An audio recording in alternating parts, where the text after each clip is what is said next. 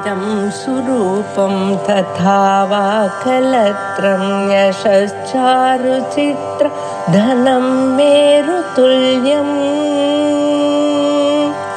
मनश्चेन लग्नं गुरोरङ्घ्रिपद्मे ततः किं ततः किं ततः किं ततः किम्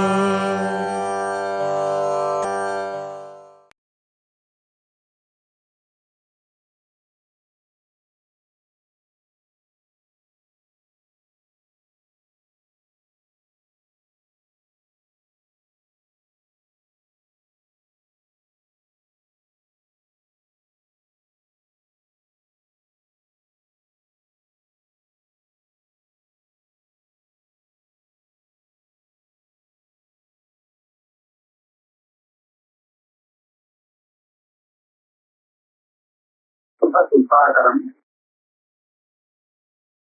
36வது ஸ்லோகம் ஆத்ம சித்தி பிரகரணங்கிறது.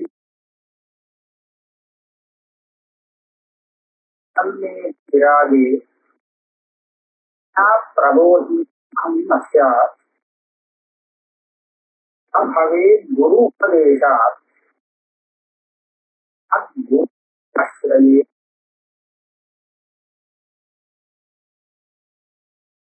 இடத்துல இந்திரியங்களுக்கு விஷயம் கிடைக்கிறது. நம்ம ராகம் உள்ள தோஷங்கள்லாம் அனுசந்தானம் பண்ணினால் அப்ப வைராக்கியங்கிறது அந்த தோஷத்தை அனுசந்தானம் பண்ணி வைராக்கியம் வரத்துக்காகத்தான் இதுக்கு முன்னாடி நிறைய சொன்னார். எவ்வளவு கஷ்டங்கள் இருக்கு. இப்போ ஒரு சாதகனுக்கு வைராக்கியம் ஏற்பட்டும் பண்ணி அப்படி வைராக்கியம் வந்தாச்சு இவனுக்கு. ஆனா இந்த தியானம் வரல. பிரபோதம் பிரபோதி தியானம் வரல, வைராக்கியம் மாத்திரம் வந்து. அப்படின்னா இதுவே போதுமானது. ஏன் அப்படின்னு கேட்டா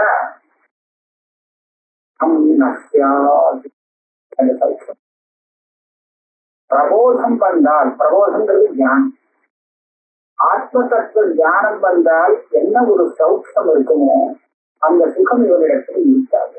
ஆனந்தம் இவரிடத்தில் வெறும் வைராக்கியம் மாத்திரம் உள்ளவனுக்கு. அப்படின்னா இப்ப மோட்சம் என்ன சொல்லுவான், வந்துருச்சு பிரபோதம் வரணும், அதுக்கு வழியை சொல்லுன்னு கேட்பான் இல்லையா. ஆத்ம தத்துவம் பிரபோதம் வரணுமே, அப்பதானே எனக்கு ஆனந்தம் வரும். அதனால எனக்கு பிரபோதம் வேணும், அதுக்கு வழியை சொல்லுன்னு கேட்பான். அப்ப அது சொல்றார் சபவே குரு உபதேசா. உனக்கு போதமானன்னா ஒரே வழி நேர குரு கிட்ட. தத்விஜானார்த்தம் ச குருவே வாபிகச்சே அப்படின்னு உபதேசம். ஞானம் வாழன்னு சொன்னா குரு கிட்ட தான் போகணும். அப்பதான் தியானம் வரும். வேற இடத்துல தியானத்தை கொண்டு சம்பாதிக்க. அதனால குரு கிட்ட குரு உபதேசாக்கு அந்த பிரபோதங்கிறது ஏற்படும். அதுக்காக குரு உபதேசம் பண்ணான்னு சொன்னா முதல்ல தஸ்மாத் குரும் ஆசிரியே பிரசனம். முதல்ல குரு அவரை அடைய வேண்டும், அவரிடத்தை சிஷ்யனாக சேர்ந்துக்க வேண்டும், ஆசிரியிக்க வேண்டும். அவரிடத்திலே நீ சிஷ்யனாக போனால் அவர் உனக்கு சிஷ்யனாக ஏற்று உனக்கு தேவையானது உபதேசிக்கிறார். இதுக்கப்புறம் என்ன ஆகுது, எத்யபி ஜலதேக உதகம் எத்யபி வா பிரேரகா அனிலஸ்தத்ர ததபி பிபாசா குடிதா பிரதீக்ஷதே சாதகோ.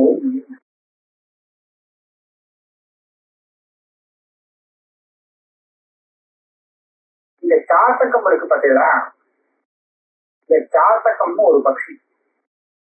அதுகிட்ட ஒரு விசேஷம் உண்டு. அது பூமியில வந்து ஜலத்தை எடுத்துட்டாங்க, அதை சாப்பிடாது.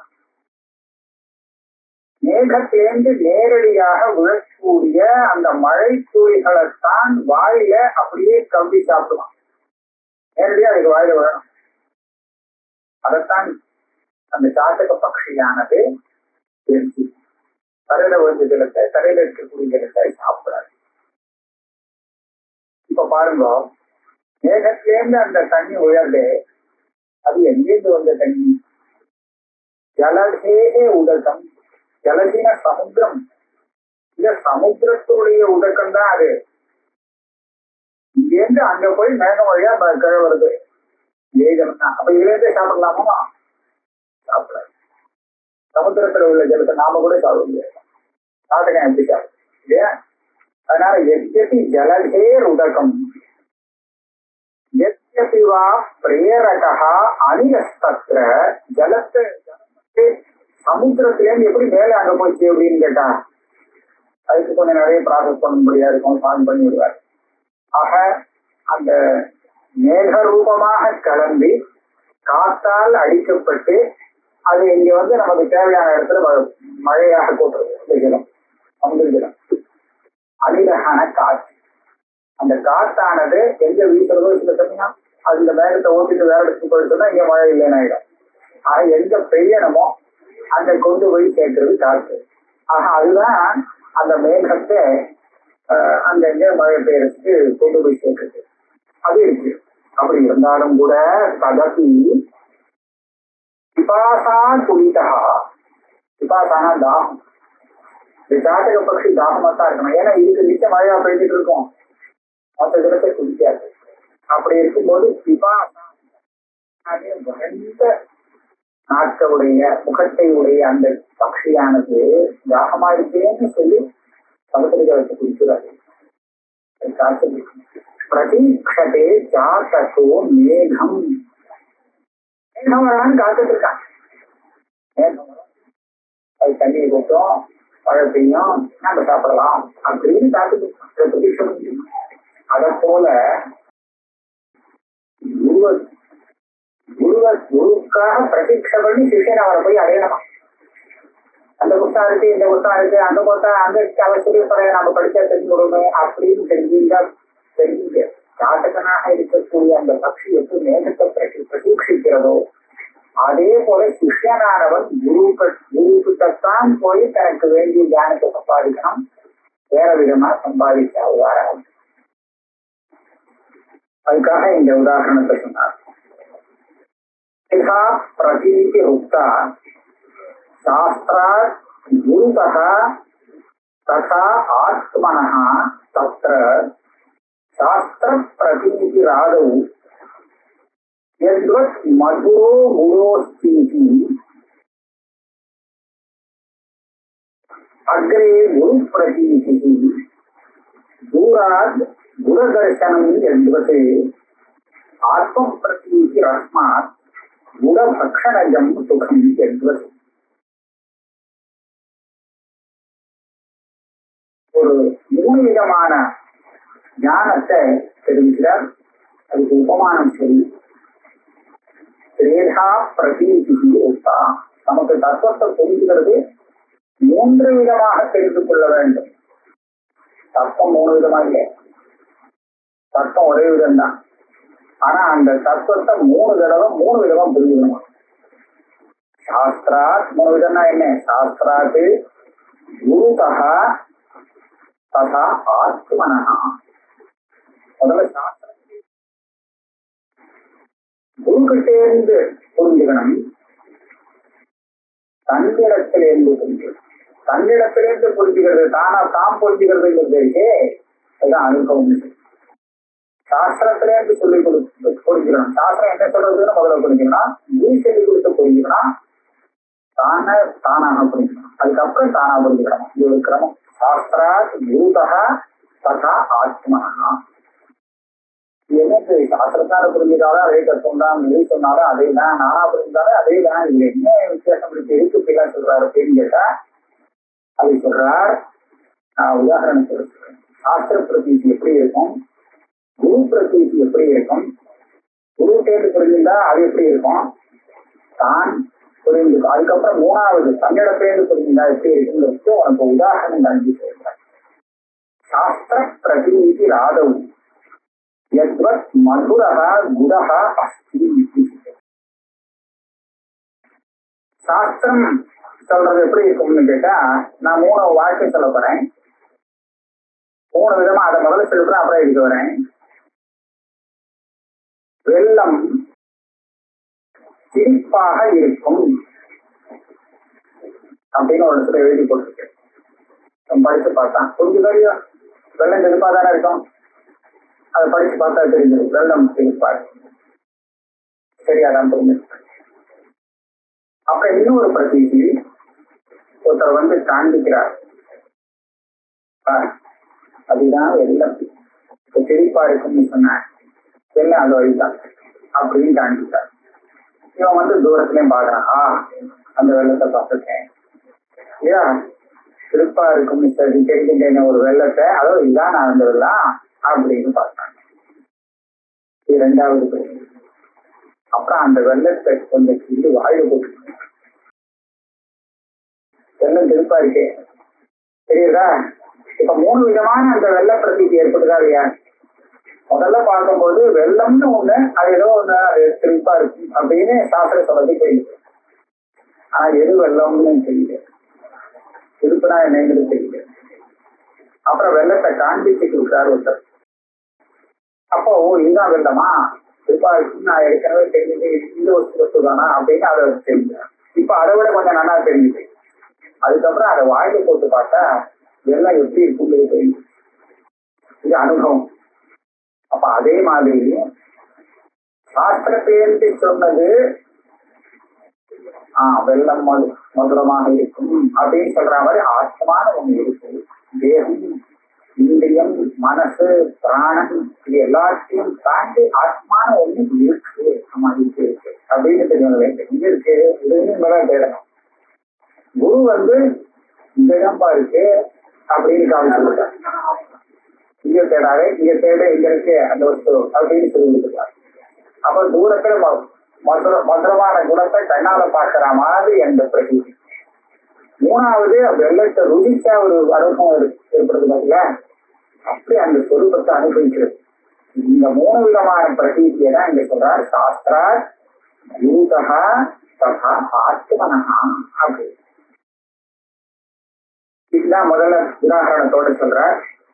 சாஸ்திரா ஆதவு முதல்ல வந்து இதை சாஸ்திர சாமி தெரியுமா, அது எப்படி இருக்கும். மதுரோ குரோஸ்தி, குணமானது மதுரமாக இருக்கும் அப்படின்னு எழுதி வாசி பார்த்தான்னு சொன்னா அதே ஒரு பிரதீதி வருது. இந்த பிரதீதிக்கு சமமாகத்தான் எல்லா இடத்திலையுமே சாஸ்திரத்தால் வரக்கூடிய பிரதீதி, அதாவது ஆத்மான ஒண்ணு இருக்கு அப்படின்னு. அக்ரே குரு பிரதீதி தூராத் குணதர்சனம் என்பது அது குரு பிரதீதின்னு சொன்னோம், குரு தகான்னு சொன்னோம். அது எப்படின்னு சொன்னா அவர் வந்து காமிக்கிறார் இதுதான் எல்லாம் அப்படின்னு. ஏன் அந்த மாதிரி ஆத்மஸ்வரூபத்தை அவர் காமிக்கிறார். இதெல்லாம் ஆத்மதமா எங்க இருக்கு போல இருக்கு அப்படின்னு நினைச்சிட்டு இருப்பான். இங்கதான்ப்பா இருக்கு அப்படின்னு அவர் இருக்கிற இடத்தை காமிச்சு பார்க்க சொல்லி கொடுப்பார். இதுதான் குருவால ஏற்படக்கூடிய அந்த ஆத்மப்பிரை. அவர் சொல்லிக் கொடுத்ததுக்கு பிறகுதான் இவனால சொந்தமா அனுபவிக்க முடியும். ஆத்ம பிரதீதி ரஸ்மாத் குட பக்ஷணஜம் சுகி என்பது. இந்த குடத்தை தானே அனுபவிக்கும் போது அது தெரியுது இல்லையா. அதே மாதிரி இந்த ஆத்மஸ்வரூபத்தை தான் அனுபவிக்கிறான். அப்பதான் அவனுக்கு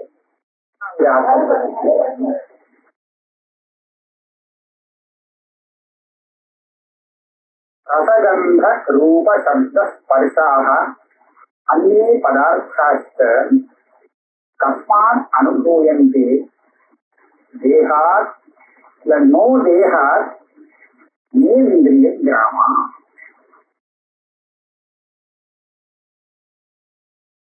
இந்த மேற்கொண்ட இவர் என்ன சொல்லிக் கொடுக்குறாருன்னா, இது நமக்கு வந்து ஆத்மஸ்வரூபம் எது அப்படின்னு காண்பிச்சுக்கணும். சாஸ்திரம் சரி, குரு சாஸ்திரத்தை சொல்லிக் கொடுப்பார். அதை நாம வந்து ஆத்மஸ்வரூபம் தனியா இருக்கு அப்படிங்கிறத முதல்ல புரிஞ்சுக்கணும் சாஸ்திரம் மூலமாக. அதுக்கப்புறம் தான் அதை அனுபவிக்க முடியும் இல்லையா.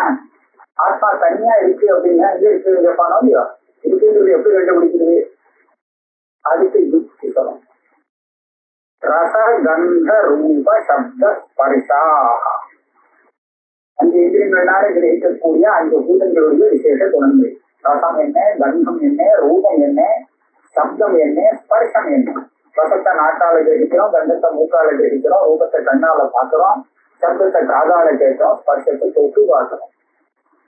இதே மாதிரி அந்நிய பதார்த்தாச்ச இதை தவிர்த்தும் லோகத்திலே எல்லாமே இந்த இந்திரியங்கள் மூலமாக நமக்கு தெரியுது. நான் கேட்கிறேன், கஸ்மாத் அனுபூயந்தே, இதெல்லாம் எப்படி தெரியுது? ரசான் கண்டா தெரியுதுனா தெரியுது. எப்படி தெரியுது? இந்த சரீரம் இருக்கு அதான் தெரியுது அப்படின்னு சொல்லலாமா? சொல்ல முடியாது. இன்னும் தேகாது, இந்த தேகத்தினால தெரியுதுங்கிறது இல்லையே. வேறு காரணம் சொல்லுவார். நேந்திரிய கிராமா, இந்திரியங்களுடைய சமூகம் இருக்கு, அந்த இந்திரியங்களால தெரியுதுங்கிறது இல்லை. ஏன் தேகம் தெரிஞ்சுக்காதா? இந்த உடம்பு இருக்கு, இந்த உடம்புனால்தான் தெரியுது அப்படின்னு சொல்லக்கூடாதா? சொல்லக்கூடாது. மிருத தேகேந்திரிய வர்க்கோ எதோ ந ஜானாதி தாஹகம் துக்கம் பிராணஸ்தே நித்ராயாம் தஸ்கரபாதாம் சம் வேத்தி. மிருத தேகேந்திரிய வர்க்கோ எதோ ந ஜானாதி தாஹகம். இந்திரியங்கிறது இந்த சூக்ஷமா இருக்கிறது நமக்கு ஒன்றும் வெளியில தெரிய போகுது. நாம கண்ணுன்னு நினைச்சா இதுதான் கண்ணமோ, காதுனா இதான் காதுன்னு நினைச்சிருக்கோம் இல்லையா? தூரமா தெரியுது, இதுதான் கண்ணு, வாயு, மூக்கு அப்படின்னு எல்லாம் நினைச்சிட்டு இருக்கோம் இல்லையா? எப்போ மரணம் ஆயிடுறதோ அப்ப இந்த உடம்பு இருக்கா இல்லையா? கண்ணு, காது, மூக்குலாம் இருக்கா இல்லையா? இருக்கு. அந்த உடம்புக்கு இருக்கு. இந்த தேகம்தான் தெரிஞ்சுக்கக்கூடியது அப்படின்னு சொன்னா, விஷயத்தை தெரிஞ்சுக்கக்கூடியது, அதுக்குதான் இந்த விஷயங்கள்லாம் தெரியுதுன்னு சொன்னா, அல்லது அந்த இந்திரியங்களுக்குத்தான் தெரியுது அப்படி இருந்தால், மிருதமான தேகத்துல உள்ள தேகமோ அல்லது இந்திரியங்களோ ஏன் எதையுமே தெரிஞ்சுக்கல. சரி, மற்ற விஷயத்துல தெரிஞ்சுக்கவான்னா அந்த மிருத தேகத்தை அவன் அக்னியில போட்டு எரிக்கிறானே, அப்ப அந்த அக்னி சூடு பொறுக்க முடியுமா? அதனால அந்த துக்கத்தை ஏன் அதை அனுபவிக்கிறதா? அது கெட்ட சரீரத்துல சாட்சாத் நெருப்புல போட்டு விடுறான். அக்னி நம்ம மேல பட்டா எப்படி இருக்கும்? உயிரோட இருக்கிறதே நம்மள நெருப்புல போட்டா நினைச்சு பார்க்கறதுக்கு கஷ்டமா இருக்கு இல்லையா? எவ்வளவு கஷ்டமா இருக்கும் அது. அப்ப அந்த தாகம் எரிகிறதே, அக்னி பட்டு உடம்பு எரிஞ்சு போறது, அதனால ஏற்படக்கூடிய துக்கத்தை இந்த மிருததேகம் ஏன் அனுபவிக்கல? இதுலேருந்து தெரிகிறது. அது அனுபவிக்கலைங்கிறதா வச்சுக்கிறோம். அப்படி அனுபவிக்கிறதா இருந்தா யாருமே எடுக்க மாட்டாங்க. அதனால என்ன தெரியுதுன்னு கேட்டா, இந்த இந்திரிய வர்க்கமும் அல்லது தேகமும் இதனாலதான் நமக்கு இந்த விஷயங்கள்லாம் தெரியுதுன்னு சொல்ல முடியாது. அப்ப சொல்லுவான், இந்திரியம் கிடையாது, தேகம் கிடையாது, அதனால தெரியுதுன்னு நான் சொல்லுது, பிராணம்னால தெரியுது. மிருத தேகத்துல பிராணம் கிடையாது. பிராணம் அந்த பிராணாபான வியானோதான சொல்றேன். இந்த பிராணம் இல்லையே, நிஷ்பிராணா தேகா. ஆகையாலதான் அதுக்கு ஒன்றும் தெரியல, நெருப்புல போட்டாலும் தெரியல. ஆக எதனால தெரியுது? தஸ்மாத் அனுபூயந்து அப்படின்னு கேட்டு பிராணம்னாலதான் தெரியுது அப்படின்னு சொல்றத அப்படின்னு கேட்டா, ஓஹோ அப்படியா, பிராணம்னால தெரியுது அப்படின்னு சொல்றியா? அதுவும் இல்லை. ஏன் தெரியுமா? நித்ராயாம் தஸ்கரபாதாம் சதி. ஒரு பெரிய பணக்கார அந்த சொல்லிட்டு சுசுத்தில இருக்கான் பாவம். கரெக்டா புரிஞ்சிருக்கு அப்படிதானே? உங்களுக்கு பிராணம் தன் வேலையை பண்ணிட்டேதான் இருக்கு. திருடம் வந்தான், எல்லா சுகத்தில இருக்காங்க, அவன் வேலையை காமிச்சு விட்டாங்க. ஏன் தெரியல?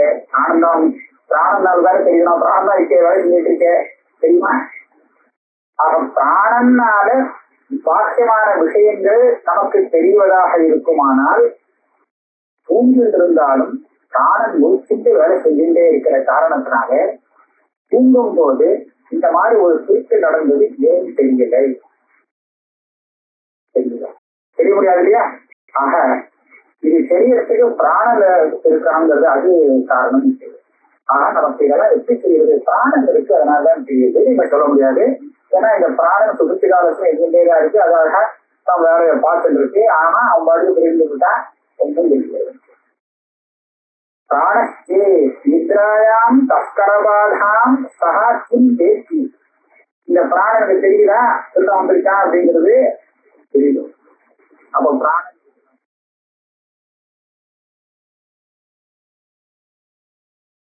மனசு சொல்லலாமா? மனசு இருந்தாதான் தெரியும். மனசனாலதான் இவ்வளவு விஷயம் நமக்கு தெரியுது அப்படி சொல்ல முடியாது. அது சொல்ற மனசோ எதிவா விஷயா தத் யுகபத்தில் நஜானாதி பராதீனத்வாத் யத பிரமாதஸ்ய கஸ்த்ராதா. மனசனால எதி மனசா விஷயா, மனசனாலதான் நம்ம உலகத்தை பார்க்கிறோம், அதனாலதான் எல்லாம் தெரிகிறது. இப்ப தூங்கும் போது பிராணன் வேலை செஞ்சாலும் மனசு வேலை செய்யல, அதனாலதான் செல்லம் வந்தது தெரியாது போச்சு சொல்லலாம். அப்ப மனசுதானே தெரியுது, அது சொல்லாமா அப்படின்னு விசாரிச்சு பார்த்தா அது கூட தெரியலன்னு. மனசனாலதான் இதை பார்க்கிறோம் அதனாலதான் தெரியுதுன்னு கூட சொல்றது தெரியாது.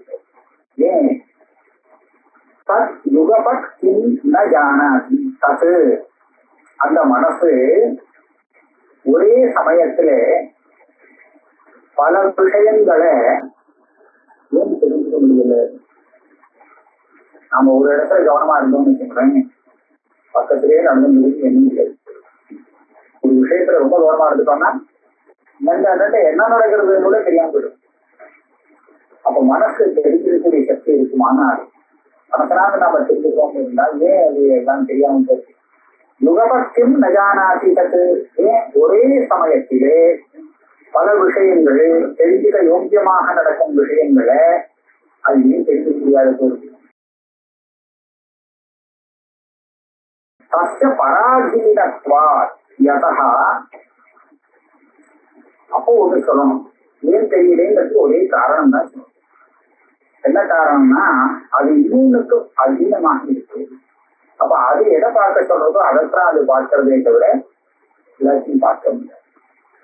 இன்னொன்னு கட்டுப்பட்டு அதனால அதுல போய் இருக்கு, அதை பார்க்கறது, அதை இன்னொன்னு பார்க்க முடியாது போச்சு அது சொல்லாம. சத்திய பராதீனத்வாத் யதஹா பிரமாதஸ்ய கஸ்த்ராதா. பிரமாதம்னா கவனக்குறைவு. பிரமாதஸ்ய கவனக்குறைவு, கவனக்குறைவு இருக்கு அதுல. பிரமாதஸ்ய கஹ திராதா, திராதானா காப்பாற்ற. மனசு சில சமயம் கவனக்குறைவா இருக்கும் இல்லையா? சில சமயம் ஏதோ ஒரு விஷயத்துல இருக்குமா, இது ஞாபகம் வச்சுன்னா நினைச்சிட்டு இருப்பான், அப்புறம் அது மறந்து கொஞ்சம் கவனக்குறைவு, கவனிக்கல அப்படின்னு பல சமயத்துல நம்ம சொல்றோம். அப்ப இந்த பிரமாதம் வருது, இது ஏன் வருது? ஏன்னா மனசுல அந்த சக்தி இருக்கு, மனசுதான் எல்லாத்தையும் தெரிவிக்கிறதுன்னு சொன்னா இந்த பிரமாதம் வர்றதுக்கு காரணம் என்ன? அப்ப ஏன் தெரியுது? அது ஏதோ பராதீனமா இருக்கு. இது இல்லைன்னா அது எல்லாத்தையும் ஒரே சமயத்துல கவனிச்சு எல்லாம் பண்ணிருக்கும். அது எதையோ இன்னொருத்தருக்கு அதீனமா இருக்கிற காரணத்தால்தான்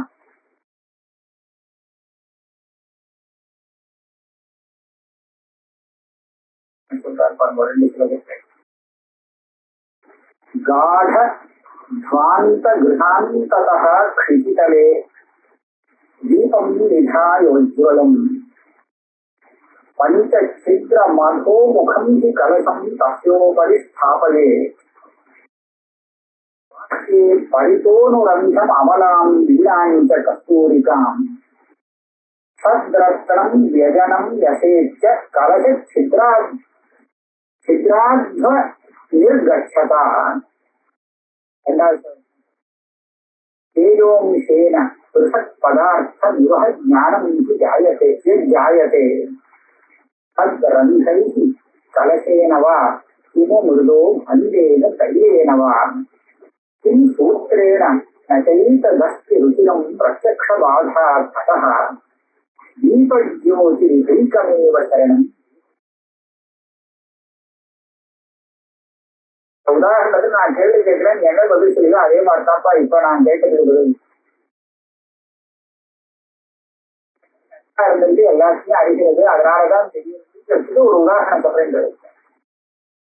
காட சாந்த கிரகம் முன்னிருட்டா இருக்கு, கொஞ்சம் கூட வெளிச்சம் இல்லை, அப்ப இருக்கக்கூடிய ஒரு வீடு. அதுக்கு உள்ளே தரையில கிருதிகளே பளிச்சின ஒரு தீபத்தை ஏற்றி வை. தீபம் நிகாய உஜ்வலம். அந்த தீபத்துக்கு மேலே பஞ்சசித்ரம் அகோமுகம் கலசம் தஸ்யோபடி ஸ்தாபையே 5 ஓட்டைகள் கொண்ட ஒரு பானையை அந்த தீபத்துக்கு மேல கவிழ்த்து வை. தீபத்தை போடுற மாதிரி தீபம் உள்ள எடுத்துட்டு இருக்கு, 5 ஓட்டை இருக்கு, அதை அப்படி வச்சாச்சு. அந்த பானையை அது மேல மூடி வச்சாச்சு. தஸ்யோபடி ஸ்தாபையே தத் பாரதே. இதுக்கு வெளியில என்னென்ன வைக்கணும்? பரிதா சுற்றி வைக்க வேண்டிய விஷயங்கள்.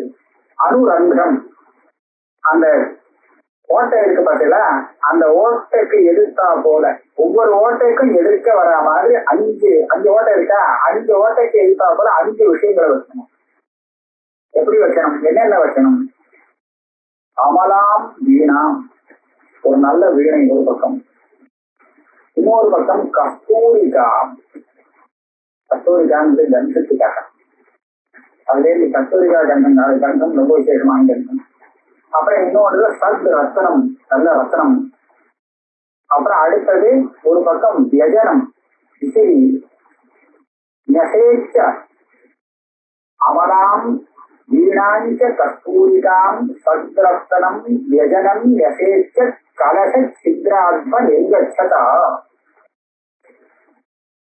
நிர்கச்சதா தேஜோம்சேன மேல அன்வைக்கிறது. நெசே அதோட வச்சுருக்கோம். நான் ஓட்டை நேரம் வரா மாதிரி 4 தானே வந்ததுன்னு பார்த்தேன். 5 வரணுமே 5 ஓட்டைக்கு. அதுக்காக அமலாம்ங்கிறது நெல்லிக்கனியை சொல்றது. ஒரு பக்கம் நெல்லிக்கனி, அப்புறம் இன்னொரு பக்கம் வீணை, அதுக்கப்புறம் கஸ்தூரி, அதுக்கடுத்து உயர்ந்த ரத்தனம், அப்புறம் வியஜனம் விசிறி. இது எல்லாத்தையும் வச்சுவிட வேண்டியது. வச்சாச்சு. இப்போ அந்த கலசம் இருக்க பானை, அந்த பானையுடைய ஓட்ட வழியாக வெளிச்சம் வரும். வெளிச்சம் வருது. இந்த வெளிச்சம் எங்க வருது? அந்த நாம வச்சிருக்கோமே அந்த பதார்த்தத்தை தெரிவிக்க மேல போல கீழே போல சுத்தி வச்சிருக்கிற அந்த பதார்த்தங்கள் தெரிய முடியா இப்ப இருக்கு. நிர்கச்சதா தேஜோம்சேன பிருதக் பதார்த்த நிவக ஞானம் தியாயத்து. அந்த விவரம் தெரியுது, கிடைக்க தெரியுது, நெல்லிக்கனி அதுவும் தெரியுது, அந்த இன்னொன்னு என்ன சொன்னோம், கஸ்தூரி தெரியுது, ரசனம் தெரியுது, அப்படி விசிறிய தெரியுது, எல்லாமே தெரியுது, எல்லாமே தெரியுது. இப்ப நான் கேட்கிறேன், இப்போ இந்த பதார்த்தம் இதெல்லாம் உங்களுக்கு தெரியுது, இது அந்த ஓட்ட வச்சத்தினால தெரியுதா, இல்ல அந்த பானையால தெரியுதா, பானையை கவுத்து வச்சத்தினால இதெல்லாம் தெரியுதா, தத்ரந்தை கலசேனவா கிருமு கிமு மிருதோ பாண்டேன தைலேனவா, அல்லது அது மண் பாத்திரமா இருக்கிறதுனால தெரியுதா, அல்லது அந்த தீபத்துல எண்ணெய் விட்டு இருக்கு அந்த எண்ணெயாலதான் இதெல்லாம் தெரியுதா, சூத்திரேனா, அல்லது அதுல ஒரு திரி போட்டிருக்க அந்த திரியாலதான் இதெல்லாம் நமக்கு கணிக்க தெரியுதா.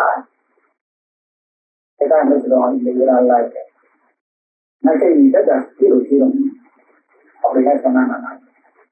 இப்ப இது எல்லாம் தெரியுது, கண்ணிகரமா தெரியுது, இதெல்லாம் ஓட்ட வச்சதாலும் தெரியுது, கடத்துல ஓட்டம் இருக்கு அதனாலதான் தெரியுது, இல்ல கடன் தவிர்த்து போட்டிருக்கு அதான் தெரியுது, அந்த எண்ணெய் இருக்கு அதனால தெரியுது, எண்ணெய்க்கு ஆதாரமா ஒரு அகல் இருக்கு அதனால தெரியுது, இல்லையா அதுல ஒரு சீ போட்டிருக்கு அதனாலதான் இதெல்லாம் தெரியுது, இதெல்லாம் நல்லாவா இருக்கு, இதெல்லாம் சொன்னா இதெல்லாம் தெரியுது. அப்ப என்ன சொல்லணும், பிரத்யக்ஷ பாதா, இதெல்லாம் பிரத்யக்ஷத்தால இதை தெரிவிக்கக்கூடிய இல்லைன்னு ஒரு குடத்தை 5 ஓட்டை போட்டு தனியா அந்த இருட்டுல போட்டு பாரு, தவிர்த்து போட்டு பாரு, தெரியுமா? ஒரு அகலை கொண்டு வச்சு பாரு, ஒரு திரி அதுல போட்டு பாரு, தெரியுமா? தெரியவே தெரியாது இல்லையா? அப்ப எதனால தெரியுது? தீபஜோதி ஹரிகமேவ சரம். அதுல எரியறதை கவுந்து விட்டு தீபத்துல அந்த ஜோதிஷனாலதான் தெரியும். அப்படிதான் சொல்லுவாங்க. அப்பதான் கூட இருந்துட்டு இருக்கே தவிர தெரியறதுக்கு காரணம் என்னமோ அந்த தீப ஜோதிஷ். அதே மாதிரிதான் தேகே ததா ஆத்மா ஆஸ்திதா. இந்த தேகத்துக்கு தேகம் இருக்கு, இந்திரியங்கள் இருக்கு, மனசு இருக்கு, புத்தி இருக்கு, பிராணம் இருக்கு, எல்லாம் இருக்கு, இல்லைன்னு சொல்லல.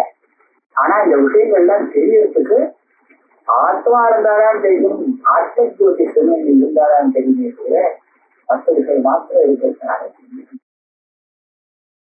அதனால தேகம், இந்திரியம், மனசு, புத்தி, பிராணம் இது எல்லாத்தையும் காட்டிலும் தனியாக ஆத்மஸ்வரூபம் ஜோதிஷாக இங்க இருக்கு அப்படிங்கிறத